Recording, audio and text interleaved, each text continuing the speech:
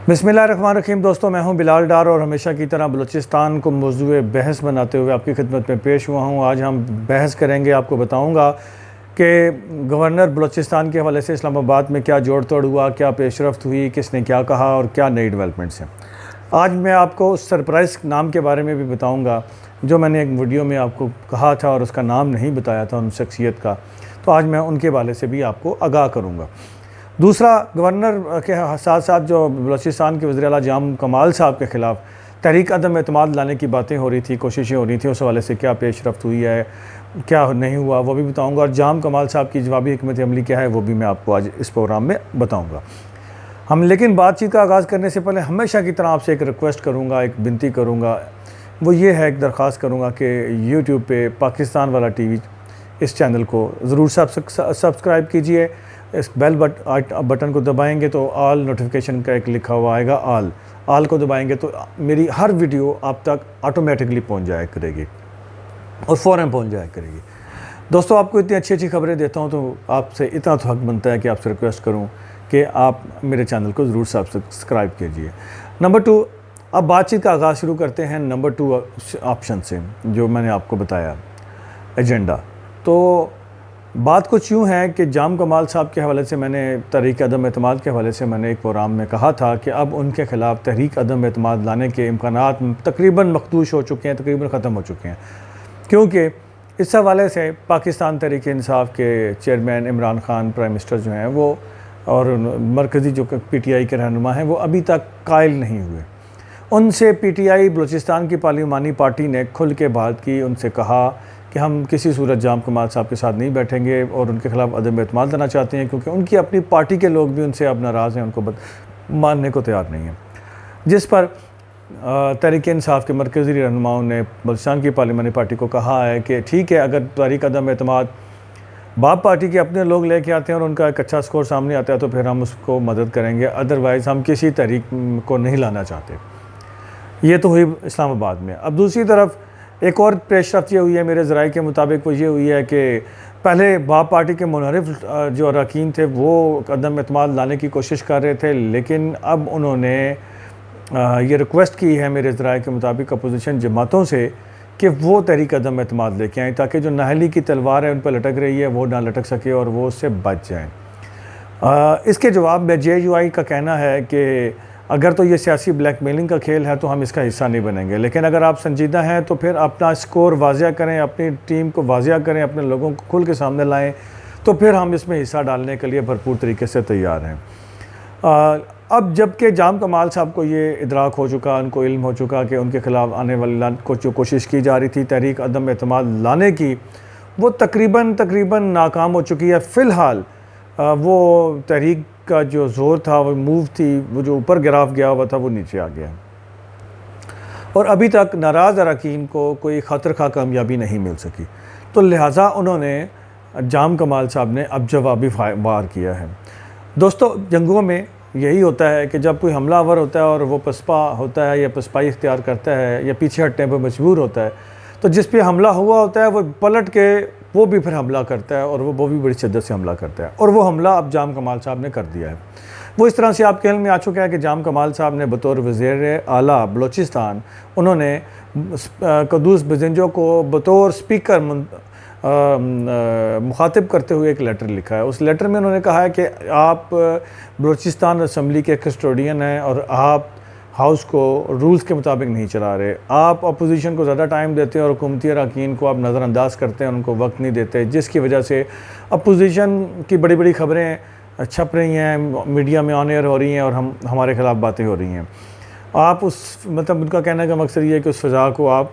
जो है वो बनाने की कोशिश कर रहे हैं। नंबर 2, उनका कहना है कि बलूचिस्तान असम्बली की जो स्टैंडिंग कमेटीज़ हैं उनकी कारकर्दगी अभी तक वाज़िया नहीं हुई, वो दिखाई नहीं दे रही, तो उसको भी असर नौ जायज़ा लेने की ज़रूरत है कमेटियों का, कि शायद दोबारा बनाने की ज़रूरत पड़े या उनसे कारकर्दगी मांगे। जो उनको बिज़नेस भेजा गया उसके ऊपर उनका क्या रिपोर्ट है, कितना उन्होंने काम किया है, क्या सिफारिशात पेश की हैं, उसको भी देखा जाए। आपके इल्म में ये भी तो आ चुका है कि क़ुद्दूस बज़ंजो साहब को मुतअद्दिद मरतबा लेटर लिखे जा चुके हैं और अब ये एक लेटर लिखा गया हुकूमत बलूचिस्तान की तरफ से कि आपको बतौर वज़ीर आला जब बने थे तो आपको जो गाड़ियाँ वज़ीर आला सेक्रेटेरिएट की तरफ से मिली थी سرکاری استعمال کے لیے، وہ گاڑیاں تاحال آپ نے واپس نہیں کی اور اب آپ سے وہ زبردستی آپ سے لے لی جائیں گی۔ یہ آخری حتمی نوٹس ان کو جاری کیا گیا ہے۔ تو یہ جام کمال صاحب کے پے در پیر وار ہیں۔ ایک وار انہوں نے سردار یار محمد رند صاحب پر بھی کیا کہ سی ایم سیکریٹریٹ میں یا سیکریٹریٹ میں سردار یار محمد رند صاحب کی جو گارڈز ہیں وہ مسلح ہو کے آتے ہیں، ان کی گاڑیاں مسلح ہو کے آتی ہیں، تو وہ اس وجہ سے خوف و ہراس ہے۔ تو یہ جام کمال صاحب کے پے در پے حملے ہیں، اور وہ بھی مفاہمت کی طرف نہیں جا رہے بلکہ وہ بھی اب اٹیک میں جا رہے ہیں، اور وہ بھی اب دفاعی حکمت عملی اپنانے کو تیار نہیں ہیں، ماننے کو تیار نہیں ہیں۔ ان کا کہنا ہے کہ انہیں بھائی لوگوں کی آشیرواد حاصل ہے تو انہیں ڈرنے کی کیا ضرورت ہے، لہٰذا وہ کھل کے اب سامنے آ گئے ہیں۔ لیکن دوسری جانب پاکستان تحریک انصاف کی بلوچستان پارلیمانی پارٹی نے ان کی ابھی تک عمران خان پرائم منسٹر سے ملاقات تو نہیں ہوئی، لیکن انہوں نے اپنے مرکزی قائدین کو، جن میں اسد عمر وغیرہ شامل ہیں، ان کو کہہ دیا کہ وہ کسی بھی صورت اب جام کمال کے ساتھ نہیں بیٹھیں گے۔ تو ایک تو پارلیمانی پارٹی ناراض 7 میں سے 6 اراکین ایک طرف ہیں، ایک رکن پی ٹی آئی کے جام کمال صاحب کے کیمپ میں ہیں، جبکہ دوسری جانب جو 6 یہ اراکین ہیں اور ساتھ ساتھ جو باب پارٹی کے منحرف 3 سے 4 اراکین جو ناراض ہیں وہ ہیں۔ تو یوں 10 اراکین، حکومتی اراکین ایسے ہیں جو کہ اب بلوچستان اسمبلی میں حکومت کے مخالف کھڑے ہیں۔ اگر یہ سچویشن برقرار رہی تو بجٹ اجلاس جو ابھی آئندہ مہینے میں بجٹ پیش ہونا ہے، اس کے اندر جام کمال صاحب کی حکومت کے لیے شدید خطرات لاحق ہو جائیں گے۔ دیکھیں، آئینی طور پہ ایک نقطہ یہ بھی ہے، کسی بھی حکومت کو اگر گرانا ہو، اس کو ان ہاؤس چینج کرنا ہو، تو اس کا ایک نقطہ یہ ہوتا ہے کہ آئینی طریقہ یہ ہے کہ اس کے خلاف تحریک عدم اعتماد لائی جائے، اسے کامیاب کر لیا جائے۔ دوسرا ایک یہ بھی بڑا اہم پہلو ہے کہ اگر بجٹ اجلاس میں اگر بجٹ پاس نہ ہو اسمبلی سے، وہ یعنی اس کو بجٹ بل کو، فائنینس بل کو ریفیوز کر دیا جائے اکثریت، اور دوسرا جو اگر اس کی کوئی ایک بھی کٹوتی کی تحریک، کوئی سنگل تحریک بھی مسترد ہو جائے، وہ پاس نہ ہو سکے، تو اٹ مینس کہ حکومت گر جاتی ہے، کیونکہ حکومت اپنا اکثریت اپنی کھو چکی ہوتی ہے،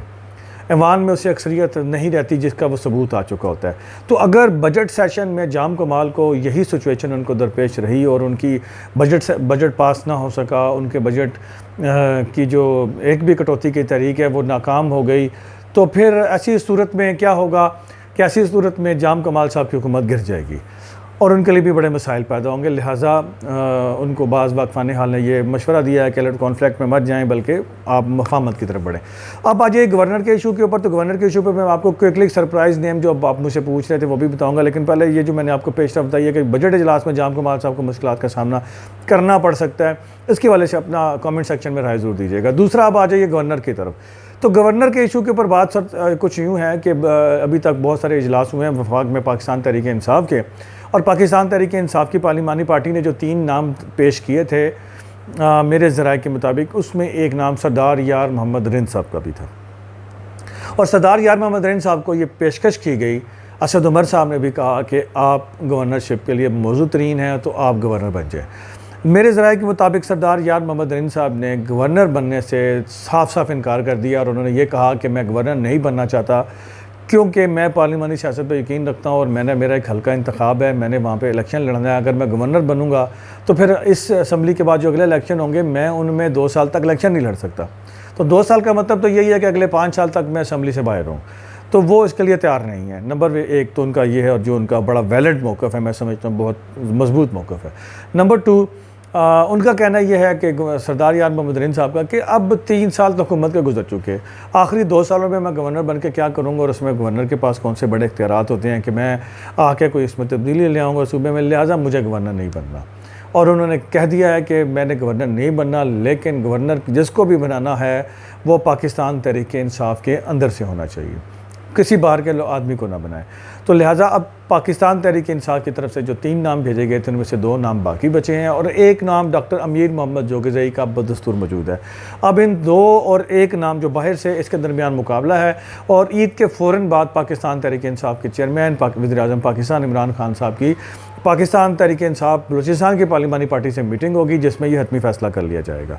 دوستو عید کے بعد کیا ہوگا وہ بھی بتائیں گے، اور اس کے دوران بھی کیا ہو رہا ہے وہ بھی بتائیں گے۔ ایک دفعہ پھر آخر میں ریکویسٹ کروں گا کہ میرے چینل کو یوٹیوب پہ پاکستان والا ٹی وی کو ضرور سبسکرائب کیجیے گا، اس پوسٹ کو زیادہ سے زیادہ شیئر بھی کیجیے گا، لائک بھی کیجیے گا، کامنٹ سیکشن میں اپنے کامنٹ کے ذریعے رائے ضرور دیجیے گا کہ یہ جو میں نے آپ کو پیش رفت بتائی ہے اس حوالے سے آپ کی کیا رائے ہے۔ اللہ تعالیٰ پاکستان کا حامی و ناصر ہو، پاکستان کے لیے اچھا کرے، بلوچستان کے لیے اچھا کرے، بلوچستان کے عوام کے لیے اچھا کرے، بلوچستان کے عوام کے لیے بہتریاں لائیں۔ بلال ڈار کو اجازت دیجیے، اللہ تعالیٰ آپ کا اور میرا حامی و ناصر ہو۔ السلام علیکم۔